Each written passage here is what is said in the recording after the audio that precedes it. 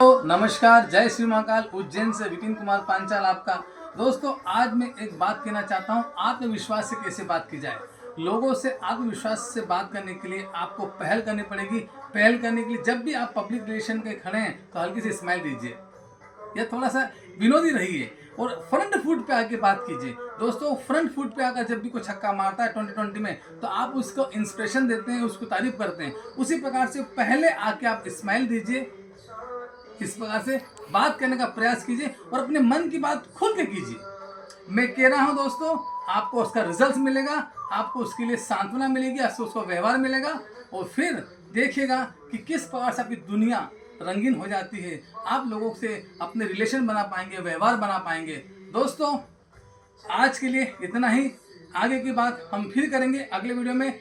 आप करिए, प्रयास कीजिए, बिल्कुल सफल होंगे। बिंदास रहिए, फ्रंट फुट पे आइए। Thank you.